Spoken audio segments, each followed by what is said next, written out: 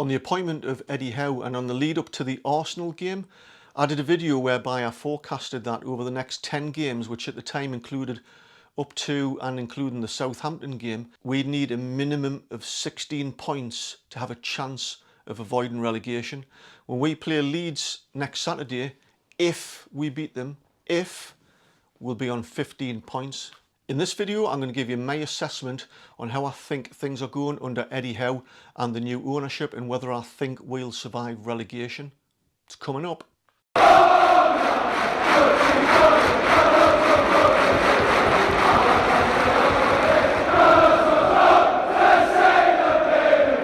Hello, my name's Eddie. Welcome to my channel. If you're new here, this channel focuses on Newcastle and the general Tyneside area, and that includes football, including Newcastle United, but also other things of interest, including history and local culture. If you like the sound of any of those things, please consider subscribing. It means every time I release a new video, you'll receive an instant notification, but it also helps my channel reach a wider audience. Anyway, back to Newcastle United and whether I think we're going to get relegated. Despite having a couple of games postponed, the Everton one and the Southampton one because of injuries and COVID, we're now 9 games into that crucial 10-game period under Eddie Howe. In those 9 games, we've only won once, we've lost 4, but more crucially, last Saturday we were crushed by Cambridge United, being dumped out of the FA Cup 3rd round. None of this makes for good reading. Fortunately, within this 10-game period, because of the postponements, we've been allowed to make a couple of signings in Kieran Trippier and Chris Wood. Now, it's clear to me in the first 2 games with Kieran Trippier, he's a valuable asset to the squad. He's played really well, he's comfortable, he's a leader, and we're going to gain from that experience that he brings. For me, I don't think Chris Wood played particularly well against Watford, but we're just going to have to wait and see and bide with time. I do think he'll settle in, and I do think he'll bag some goals over the next 18 games and strengthen the squad.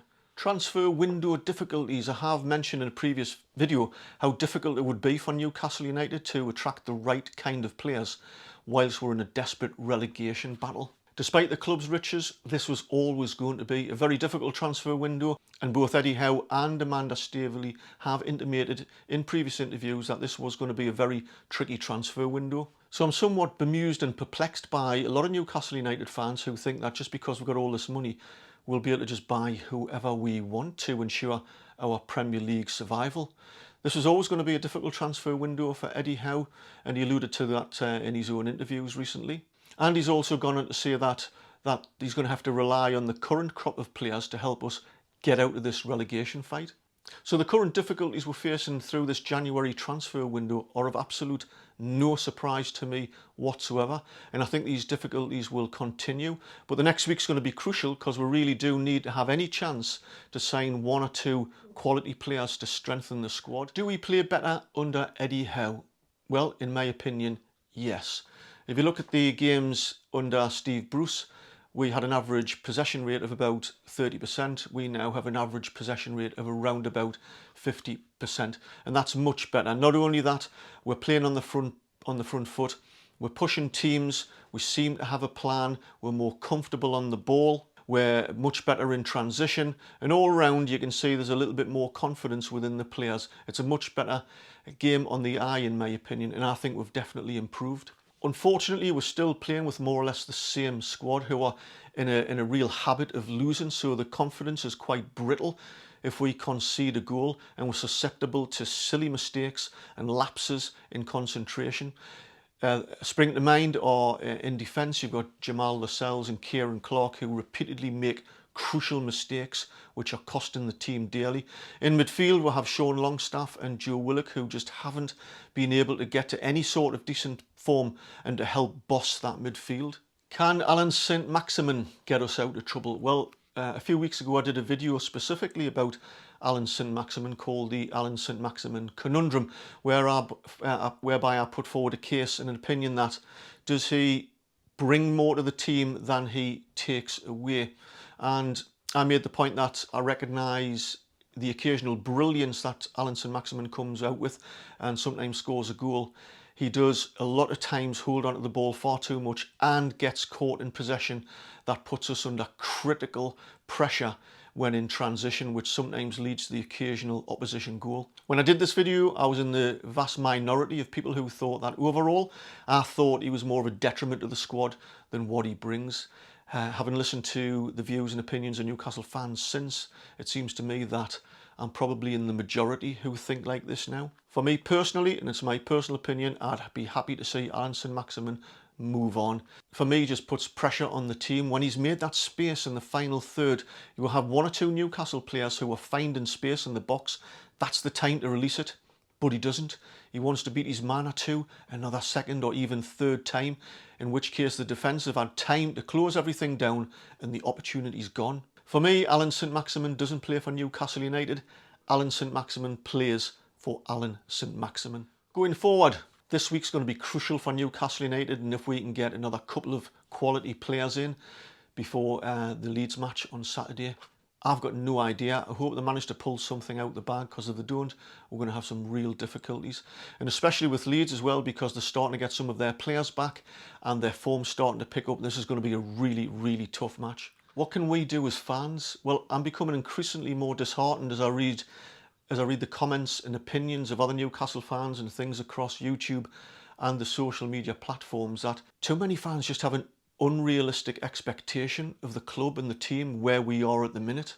We're a substandard team, and even under Eddie Howe and better football and tactics, this and run of current form should come as absolutely no surprise, in my opinion, as to where we are right now and the difficulties that we're facing.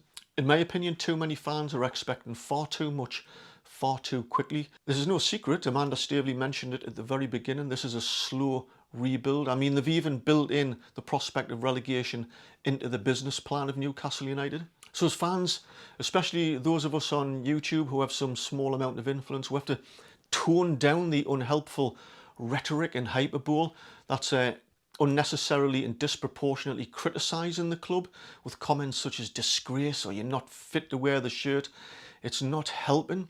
The club needs our support. I can see that the team and Eddie Howe and everybody involved are doing the best that they can. It's just that at the minute, our best just isn't quite good enough.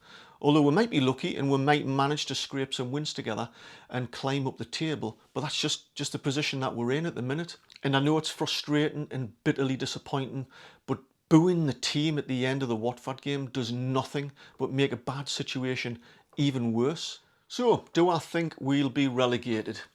Well, that depends. And, you know, if there was certainties in football, it would be a boring sport. So, who knows? But if we don't beat Leeds, if we fail to win against Leeds on Saturday, I think we've probably left it a bit too late. We'll probably be cut adrift, and I think we'll probably be relegated.